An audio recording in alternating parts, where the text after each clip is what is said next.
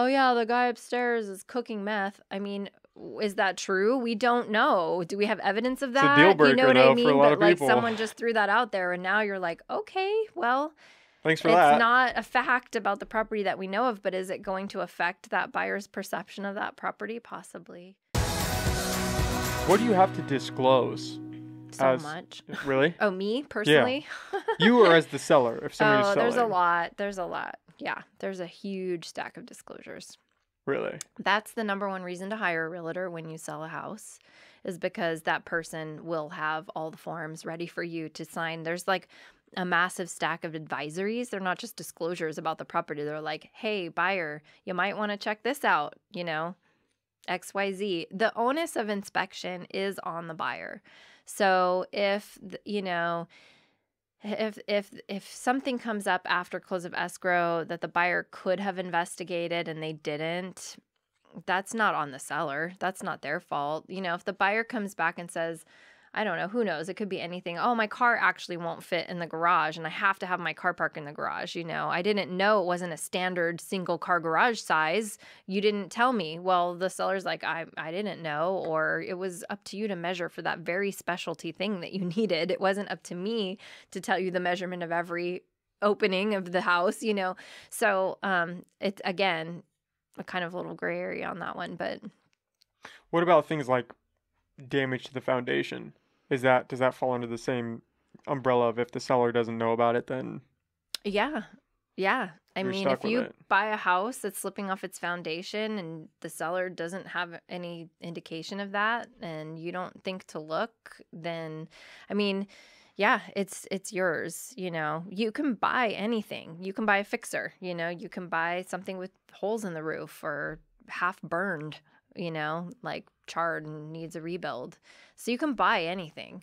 And it's not up to the seller to tell you everything that's wrong with the property. It is up to them to disclose to you everything they know, anything material about it. And there's questionnaires that they fill out for that. And if there's anything extra, I always say just get it all out, whatever it is. The questionnaires are a little silly though. Like one of the questions is like, have you ever basically done anything to the house? And when you're selling a house you lived in for 40 years, they just look at me like, what do I put here? Like, yeah, we've done. Have you ever painted any? Yes, it's been painted, so you just fill them out as best you can. But it's always better to disclose too much than too little. And probably things that people don't think about disclosing that could be important. Well, I recently learned that I think there's a database online with the either California or National Association of Realtors where you can like read different court cases around real estate, like what people sued sellers for or what people sued realtors for or whatever.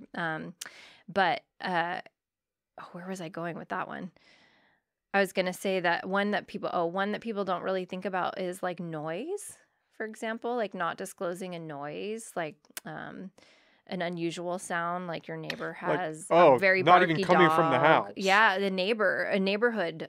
There's a whole section about neighborhood disclosure. We have a special disclosure in Humboldt that covers things like, noise from a Coast Guard helicopter or agriculture in Humboldt County. Oh, that's crazy. I didn't know you'd have to Yeah. disclose things that aren't even happening on your property.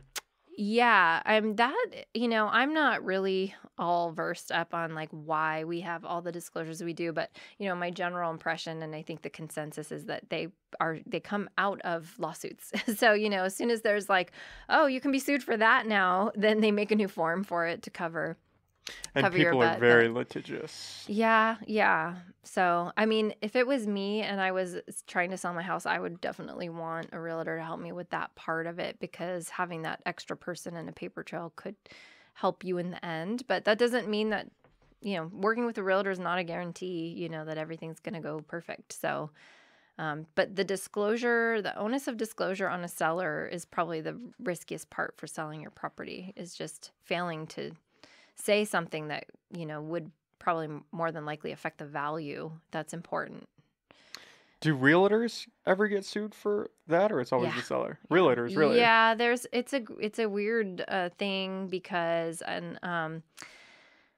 what you say as a realtor really matters, and there's also laws around interrupting and disrupting current transactions or sales. Like I don't believe it is legal. God, I feel like this is another test. Someone's gonna check my answers, and I'm hoping they're all right. But my type A is not liking this. I'm squirming a little. But anyway, I believe there's laws like saying like, person A and B are in transaction to sell property or buy property, and you're person C, and you come in and you start telling buyer B something about the neighborhood or something. You just start trash talking it, and that person goes, you know what, I'm gonna back out. I'm not comfortable. I think seller A might have a case against you as third party C person. I don't think you can come in and just wreck a sale like as a third party. I feel like that's a long time ago test question, so I could be wrong, but point being, there are laws around how you interact and what you say and what you do and what people hear and what's sent on an email versus what's put in writing on a contract versus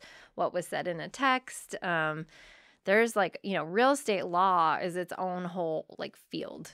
Like you can totally specialize in that as a lawyer, and not just like there's commercial real estate law and residential real estate law, and they're very different because residential real estate law has a whole bunch of protected classes that you have to do things totally different than when you're selling a commercial building because it's not housing. So yeah, that's a big, your questions are good. And that's where, a good realtor knows to say, I'm not totally sure. Mm-hmm. But yeah, you do have to be careful what you say, and you don't want to, give people the wrong idea. That can happen easily, Yeah, I guess you do have a lot of power in the sense that you could really tank a deal just by making an off-the-cuff Yeah, I've seen comment. tenants do that without realizing it. You're walking through a property and a tenant will say something horrible, and you can just see the buyer go, oh, yeah, okay, never mind. I'm out. Oh, yeah, the guy upstairs is cooking meth. I mean, is that true? We don't know. Do we have evidence of that? It's a deal breaker, you know what though, I mean? for a lot But of people. someone just threw that out there, and now you're like, okay, well, Thanks for it's that. not a fact about the property that we know of, but is it going to affect that buyer's perception of that property? Possibly. Yeah. So, and then, I do think it's hard because realtors are people. So, and we have preferences, things we like, things we don't like, and things that, you see someone and they really need a certain kind of property for a certain project, and you can't relate to that because you don't do that project. You don't need, and that's why you do find people specializing in stuff. If you're really not into the outdoors, you're not going to do rural land sales. You're not, because you have to do extra different stuff.